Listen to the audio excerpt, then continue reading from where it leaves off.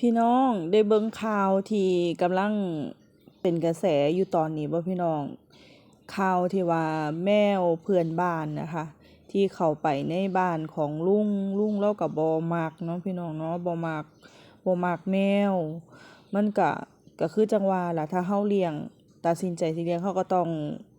เลี้ยงแบบปิดให้บ่ไปสร้าง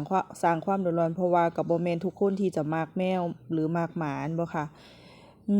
ก็เลยมาคิดเจ้าของเนี่ยพี่น้องคือจังอีรวยจังซี้มันก็บ่แม่นแมวของน้องปุ้ยนั่นล่ะ